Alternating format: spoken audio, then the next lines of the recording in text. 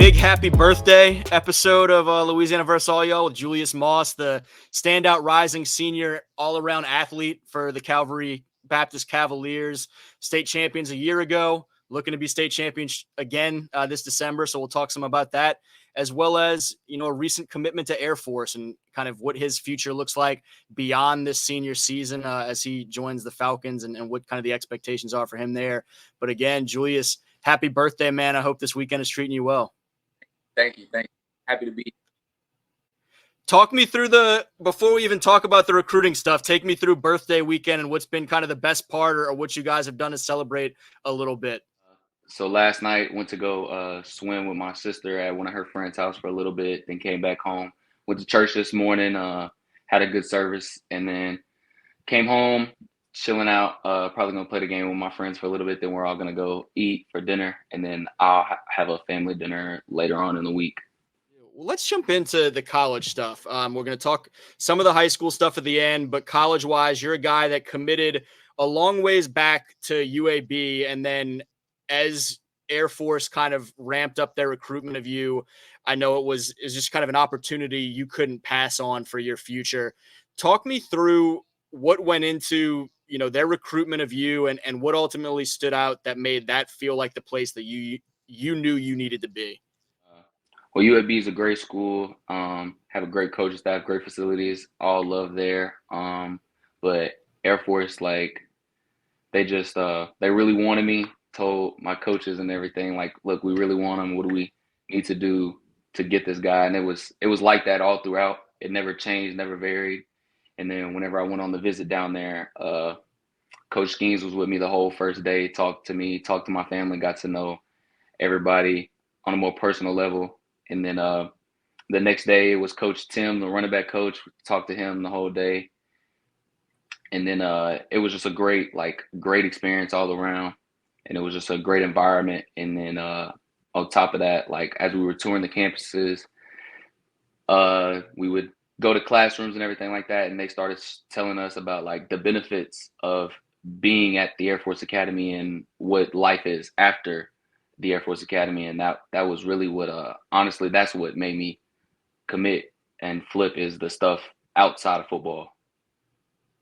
What did that conversation look like for you and your family as y'all kind of weighed everything? I know it was something that you were obviously excited about. They were very excited about as well. Just kind of as y'all regrouped from that trip and talked about, okay, here's kind of where we're at with it.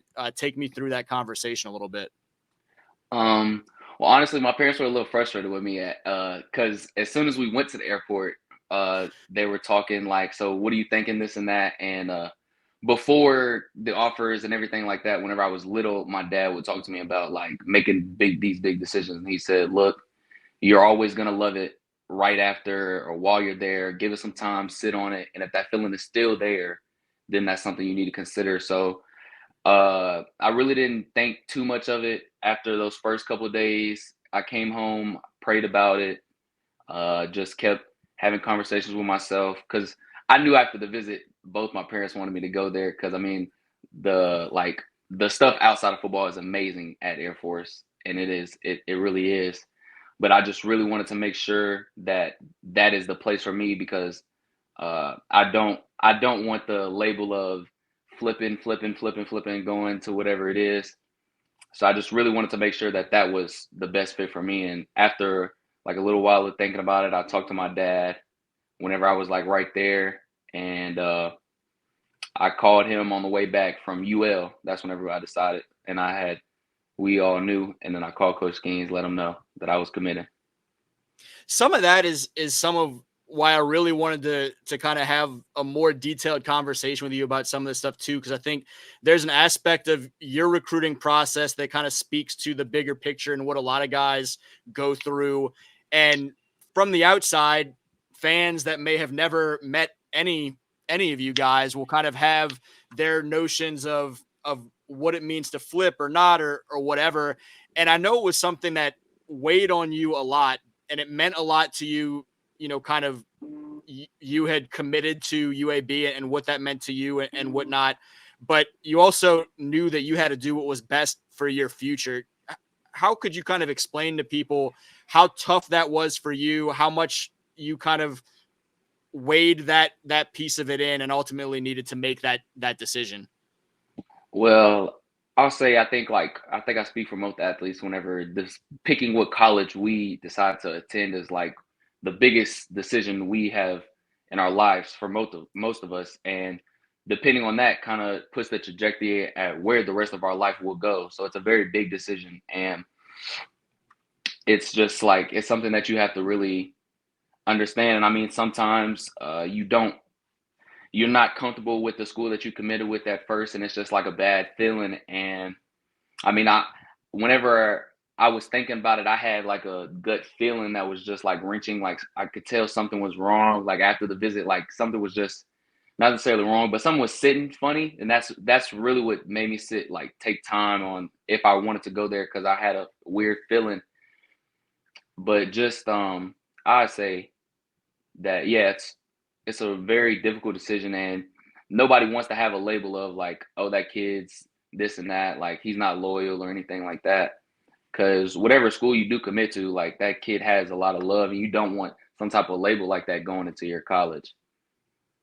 And I guess that the feeling that you mentioned of something just not fitting right or whatever, that was you realizing that you wanted to be at Air Force long term, and just you didn't want to pass that up because of the fact that you had a previous commitment. What has been the feeling since the announcement and just continuing to build that relationship with Air Force? How good has stuff felt the last, I mean, few weeks now? It's been really great. Been talking to Coach Skeens, Coach Tim a lot more even. And it's honestly a very big relief because all throughout high school, every kid's just trying to get offers, and go ahead and figure out where they're gonna go. And it's a very big blessing. I'm very grateful to be able to not have to worry about none of that and be able to just focus on the football season that's ahead for my senior year. We talk about some of the opportunity that was there from Air Force in terms of being bigger than football. Tell me some about the football fit too, and kind of what they said stood out about you as a player on the field and what you think you can bring and kind of how they envision your playing career piece to go. Well, they Coach Tim, Coach Skeen, and Coach Thesis, the OC, they all told me that they love how I play with explosiveness, making guys miss, just being a all around like great player. They really want me in their offense. Coach Tim thinks that I can be a very successful guy in their scheme. And you're a guy we've seen as a playmaker for the Cavs in all three phases throughout your high school career. And we've probably seen the most of you in that setting, at least on the defensive side of the ball. You're obviously one of your best friends is one of the top running backs in the country, and James Simon. How would you describe sort of the way that you balance your positional stuff and ways that you continue to make sure that you're improving that skill set as a running back, even when maybe your biggest responsibility right now is on the other side of the ball? Well, really, I handle my running back stuff like outside of Calvary practice and whatnot mostly, but during practice I'll flip. I'll go offense days, defense days. Film wise, I normally go defense first, and then I'll come into the offense room later. But it's really wherever the team needs me. If it's they need me on offense more that week, guys out, guys sick, I'll be on offense. They need me on defense, I'm there. It's just wherever team needs me most. Feels like a lot to juggle, huh? How do you keep track of all this? I really just try not to worry too much about like what I want and just what the team needs. Because if you start to worry about what you want, you'll end up getting frustrated, and then you won't play as well. In terms of your development, we'll start with the defensive stuff first. Going back to you as me seeing you honestly as an eighth grader working as a DB to where now you're preparing to be a senior, what have been the areas of your game in the secondary that you've been most pleased with or kind of had the greatest confidence in the strides you've seen from yourself on that side? Communication. I'd probably say at one. I'm a very talkative guy. I like to be a leader on the field. Uh, I'd say being a leader and making plays on the ball. I think my freshman and sophomore year, I wasn't as aggressive whenever the ball's in there. I definitely think I've improved on that. Is that just comes with a level of confidence and also, I guess, experience of knowing what you're seeing and trusting in it? Yes, sir. It is. I definitely see the field a lot differently and understand a lot more than what I did freshman year. And take me now to the other side of the ball and your development as a running back. We mentioned a lot has to go into that and making sure that you're prepared for what you need to bring to an offense at the next level, because that's just a piece of what you're doing for the Cavs. What have been areas of what you can do right now as a running back that you've been most pleased with, sort of some strides you've seen from yourself, or just areas that you're most confident in when you're on that side of the ball?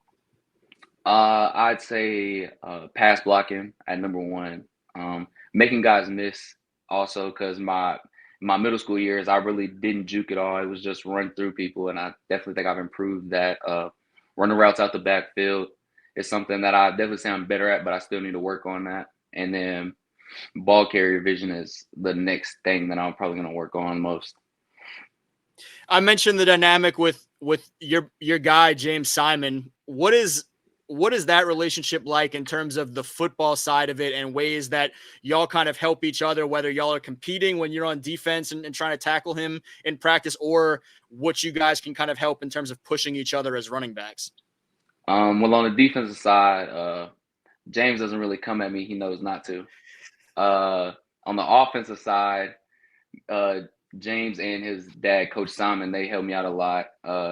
Whenever it's just me and James, we'll talk about defense and film and stuff like that. And then whenever Coach Simon comes in, he'll take me on his wing a little bit, teach me this, and making guys miss, running routes out the backfield, blocking schemes, really just preparing me for that next level. I've been looking forward to this conversation a lot, and now I'm really looking forward to James's response when he sees that piece of the conversation. you, you guys have a great, you guys have had a great group running through Calvary in recent years in general. This 2025 group is obviously fantastic, talented, decorated. You have the state championship under your belts and whatnot. Y'all are getting ready now for senior year. What are those conversations like for y'all that have been playing together for so long and been playing at a high level together for so long as you prepare for the last ride? It's honestly pretty crazy. A lot of people say high school flies by. It kind of went by a little fast. I'm not gonna lie, but it's been awesome. Just like how the team has grown from freshman year to senior year, and those guys that I played with since freshman year, and now it's our senior year. It's really amazing.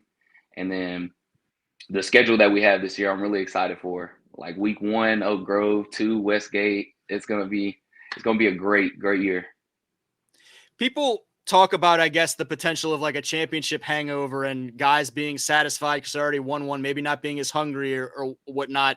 And at least from the outside and just hearing from you guys or your coaches or parents or whoever, it doesn't seem like that's been an issue for y'all. How would you kind of talk me through just where the vibes are with this team, the work ethic and focus that y'all still have? And you mentioned that schedule. How much does that schedule help too with knowing what's ahead of y'all to make sure that y'all are as locked in as you need to be? Well, I've seen teams be satisfied with wins, and then that next year they're not the same. You see it with college teams and NFL teams, even in other sports. It's very hard to go back to back. So, me as the leader as I am of the team, doing as much as I could, just trying to make sure the team knows that we're not the team that we were last year, and we have to work harder than what we did last year because everybody's going to give us their best, and we have to be able to be better than their best against everyone. So that's really what I try to focus on. And then what'd you say after that? Yeah, how much does having a schedule the way that y'all have, Oh yeah, especially where I got you start out and have these state championship caliber opponents from all over the state, how much does that help in terms of just where your energy and focus level are to know you guys are coming out of the gates with a gauntlet to start it off? It helps a lot, honestly. It really wakes the team up, lets them know that it's not a walk in the park. There's teams out there that are better than us athletically, So we have to be more disciplined than them, and we have to play our A game, and we have to be great. And it really gets us ready for whenever we have to make our deep runs in the playoffs. How much do y'all enjoy in particular playing a team like a Westgate that's a higher classification and just kind of y'all played y'all I don't remember y'all's schedule this year completely, but I came and saw you guys versus the Class 5A and Captain Shreve last year. And so that ability to showcase, okay, where are we not just as a 2A program, but as any team at any level in the state, how much do y'all enjoy those opportunities? We love it because everybody says, "Oh, y'all 2A school, y'all really not, y'all really don't play nobody." So whenever we get to play somebody and beat them, it's a real like it's very very team lifting. The biggest similarities from that 23 team to what we'll see this fall in 24, as well as maybe the biggest difference or differences, how would you kind of let fans around the state know what to expect from you guys this fall and how it may look similar or different in any ways to what we saw last year? I'd say it's going to be a lot of points. It's going to be a lot of points offensively. I expect us to put up almost about 50 a game. To be honest, our offense is going to be really electrifying. Defense, I say honestly, defense is probably going to be the most disciplined it's been in a while because we have a lot of young guys, but they understand that communication is key, and if they do their job, we'll excel as a defense. And they all learned that our past weekend in Arkansas, going 17-0 as a defense, we stepped up a lot. So I think it's going to be defensively, it's going to be real nice. We talk about James a couple of times during this. Let's take a moment too when you talk about all the points that are going to be on y'all's side of the scoreboard. Your quarterback Abram Wardell is a guy that has been as successful, decorated, efficient, all these things as any quarterback in the state the last few years, and gets overlooked on the recruiting side of things. Just, I mean, height stuff, which you understand a little bit too. I do. What can you say about Abram and what he brings to y'all's team and what it's like to try to defend him all week long in practice, and just kind of giving him a shout out to what he brings to the table and what some of these college coaches should really be looking at? It's fun, me and Wardell going at it. I love it whenever I get to be on the defensive side of the ball because I'll mess with everybody on the offensive side. Sometimes I'll even hear the play, tell Wardell that I hear the play, and he'll still make plays. It's really awesome, like how amazing he's improved because I've been with Wardell since seventh grade year. So seeing him develop as much as he has, like I mean, dude could put a ball wherever, no problem, anytime, any place, and he doesn't crush under pressure. Like he doesn't at all. It doesn't matter. Like 7-on-7, there'll be times where offense needs to win the game. He goes down, wins the game, stays calm. Like Wardell is honestly the perfect quarterback. I'd say if Wardell was 6'3", he'd be a 5-star. Like he has everything that you would need in a quarterback and want. Yeah, we've seen him do it time and time again, obviously for y'all all fall long the last couple of years, and then also in the spring and whatnot with the 7-on-7 stuff. I don't know that there's a better display of what he can do or what you guys are capable of than the final minutes of that St. Charles Catholic game and just kind of staying the course and coming back in that one. When y'all wrap things up in theoretically December later this year, what do y'all hope as a group, a 2025 class, that y'all kind of leave as your mark at this Calvary Baptist program and school that obviously has a lot of pride and tradition to it as long as I've been around covering sports? What do you hope the legacy is from the 25 class? I would say, I think be the first team in Calvary history to go back to back. That'd be pretty awesome. I don't think a team's really been at that type of level since Evangel way back whenever my DC played for them. And I'd also say like just how much extra work we put into the game because all those guys that are seniors this year, like we've put in extra work outside of practice since middle school, since freshman year, and it never died off. Like nobody's satisfied. We all still work. James is out there every time we go out there, and he's a top running back in the country. Like it's just an understanding that if he's grinding, I'm gonna grind with him. Everybody grinds together. There you go. And a nice little shout out to Killer Miller in the process. Obviously, a great roster, a great coaching staff, just, I mean, a great program altogether up there. And you guys are gearing up for a run at, as you mentioned, some historical significance. Julius, I kept you much longer than I anticipated, and I appreciate that time, but I'm going to let you I go and enjoy appreciate your you birthday, having man. me. Thank You you. got it. Thank you.